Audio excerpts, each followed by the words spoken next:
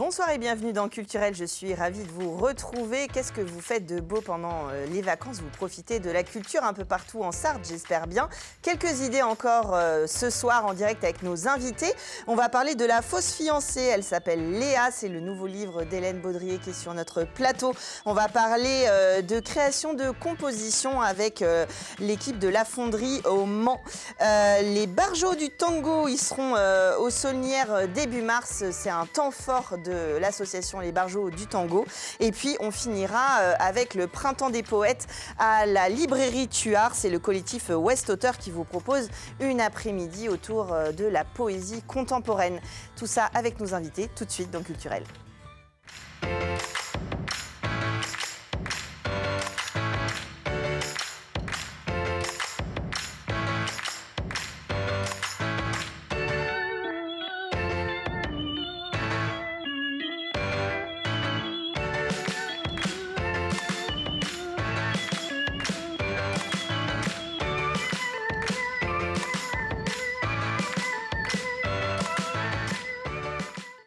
C'est encore le temps des soirées sous les plaids avec un bon thé à lire un livre. Drouot, Léa, La fausse fiancée, c'est le nouveau roman de Hélène Baudrier. Bonsoir. Bonsoir. Vous êtes donc auteur. Alors j'ai mis auteur avec un E, autrice. Qu'est-ce que vous préférez? Auteur, ça me va très bien. Ça vous va très bien. C'est votre second roman qui, cette fois, n'est pas dans la science-fiction, qui est ancré... Là, dans notre période, exactement. Très contemporain. Léa, La fausse fiancée, c'est quoi le pitch de ce livre ? Alors, en fait, c'est l'histoire d'une jeune femme qui est déchirée entre sa famille, voilà, les valeurs que sa famille lui a transmises, et ses propres valeurs, et elle va devoir faire des choix qui vont avoir des conséquences sur son présent et son futur, sur sa carrière et son avenir amoureux. Alors, il y a quand même un fond, beaucoup d'histoires familiales, d'intrigues amoureuses. On parle, sur la dernière de couve, vous parlez des Bridgerton ou de Gossip Girl. Il y a vraiment ce côté un petit peu, voilà.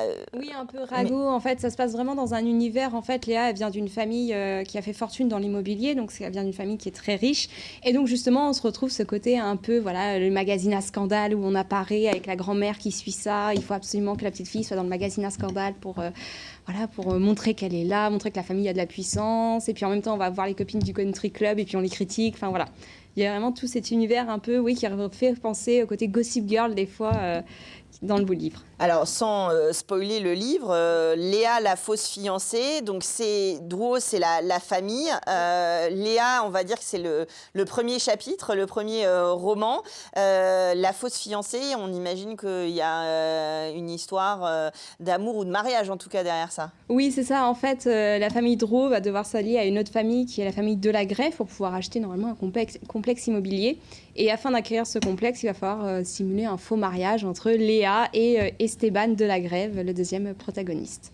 Ah, donc c'est un peu compliqué, voilà, parce que chaque famille a des intérêts en fait dans cet arrangement. Comment vous avez trouvé cette intrigue? Comment on arrive à construire comme ça le maillage de famille, d'histoire, de relations? Comment on produit un roman comme ça?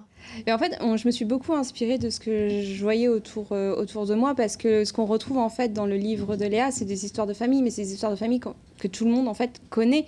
Donc il y a déjà cette première source d'inspiration, et après c'est de se dire, bah voilà, dans une famille, il y a toujours un personnage principal, central, en fait, un pilier. Et donc, ça a été de créer ce pilier et de développer les autres personnages autour de ce pilier.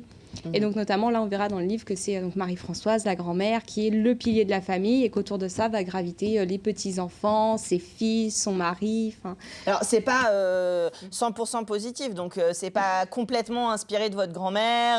Voilà. Non. Vous n'avez pas eu de mariage forcé, tout va bien. Tout va bien pour moi, il n'y a pas de souci.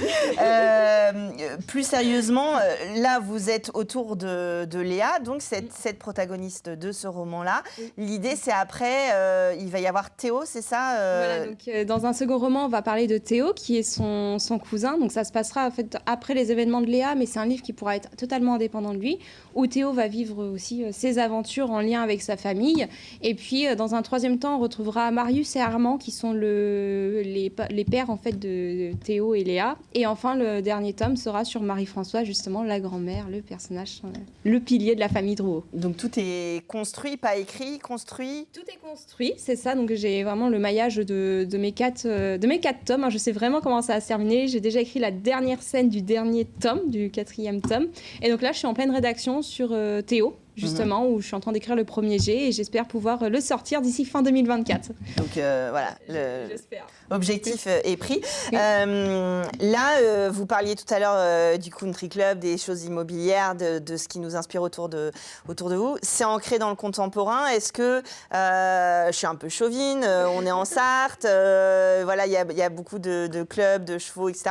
Est-ce qu'il y a des inspirations aussi contextuelles liées au Mans, à la Sarthe ou au plus généralement? En fait, quand on lit le livre, au bout d'un moment, Léa va dans un bar avec ses amis. C'est un bar du Mans, en fait. Les personnes du Mans qui vont lire vont se dire « Ah mais oui, je connais, c'est ce bar ». Enfin, voilà, je me suis vraiment inspirée de la ville du Mans, en fait, et je m'en inspire souvent pour écrire dans mes livres. Ça permet aussi de s'identifier. C'est pour ça que je le dis, parce que c'est vrai qu'il y a des lecteurs, des fois, on est pris par la thématique du roman, mais parfois aussi juste par là où il se passe, parce que voilà, ça fait écho à ce qu'on aime. Comment vous êtes arrivé à produire ce tome? Vous avez gagné un concours Oui, c'est ça. Alors en fait, au début, Léa n'avait pas à vocation à être publiée. C'était un feuilleton d'été que j'ai commencé à l'été 2022. En fait, l'objectif au début, donc il était en 3 parties et j'ai publié les premiers chapitres durant l'été, donc c'était 1 par semaine sur le réseau Wattpad. Donc juste dans l'objectif d'être lu. Et après, j'ai fait la même chose pour la deuxième partie au mois de décembre, donc un espèce de calendrier de l'Avent avec des chapitres à chaque fois en attendant Noël. Et au mois d'avril l'année dernière, donc j'avais terminé d'écrire la partie 3. Et j'ai participé à un concours sur une éditrice qui est sur TikTok. Et en fait, j'ai gagné le concours BOD qui permettait d'auto-publier un de ses livres. Et donc, j'avais celui-ci qui était en stock. Donc, j'ai eu 1 mois, en fait, avec toute mon équipe pour relire le livre, tout corriger. Enfin, c'était assez chaud, créer la couverture. Enfin, en fait, il a fallu tout faire parce que c'était de l'auto-édition. Donc là, j'avais pas d'éditeur derrière moi pour m'aider, pour me driver, quoi. Comment ça, alors là, vous nous avez parlé un peu d'une année d'écriture. Combien de temps ça prend et quelles sont les étapes, justement? Alors, il y a l'écriture, la relecture, les retouches, comment ça se passe? Alors, au début, en fait, on écrit son premier jet. Donc, c'est vraiment, on écrit au fil de la plume, l'histoire comme elle nous vient. On ne fait pas attention à la syntaxe, on ne fait pas attention aux fautes d'orthographe.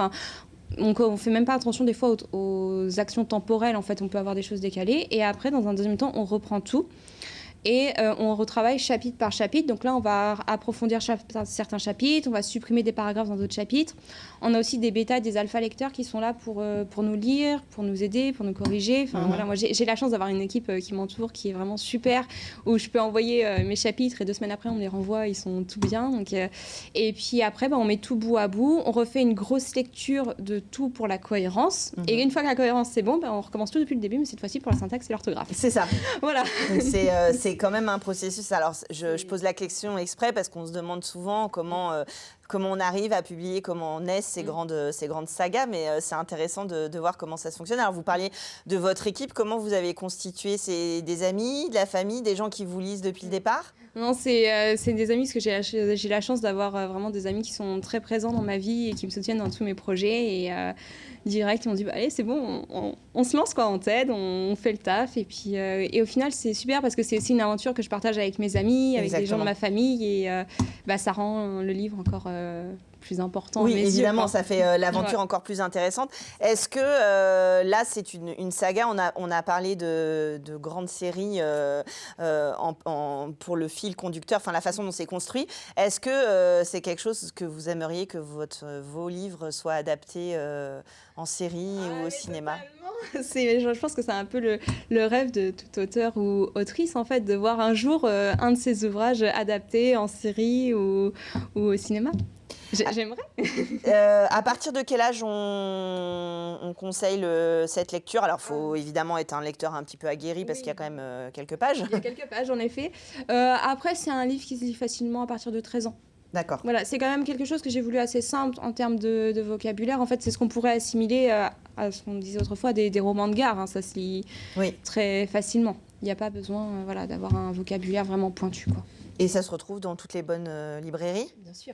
Voilà. N'hésitez pas, si ce n'est pas présent dans votre librairie, vous leur demandez de commander chez BOD. Et puis, vous pourrez récupérer et acheter Léa, la fausse fiancée de la famille Drouot. Rendez-vous est pris début 2025 pour le 2e tome? J'espère. Je pense que là, toutes mes équipes sont en train de faire « Non, elle n'a pas dit ça ». Si, elle l'a dit en direct, exactement. Voilà. Et c'est ancré, ça y est, ça sera diffusé et rediffusé. Donc, vous êtes pris au piège. Non, je rigole. Évidemment. Et puis, tout est déjà... l'intrigue est déjà faite. Donc, oui, en fait, c'est juste de la rédaction. C'est juste. Juste de la rédaction et un gros travail de relecture. Voilà, après, beaucoup de plaisir parce qu'en fait, finalement, cette famille, vous allez l'accompagner. Elle va vous accompagner et vous allez l'accompagner pendant plusieurs années. Finalement, c'est une histoire... Oui, c'est ça, donc, comme les séries, on n'a pas envie que ça se finisse de toute façon. C'est ça, puis on s'attache à eux. On s'attache aux personnages. Une bonne idée de lecture, donc, pour les ados, les adultes, pour tout le monde autour de vous. Un joli cadeau, pourquoi pas, à faire. Drouot, Léa, la fausse fiancée, par Hélène Baudrier. Merci d'être venue sur le plateau nous en parler. On va parler musique, nous, avec une proposition à la Fonderie ce week-end. C'est tout de suite dans Culturel.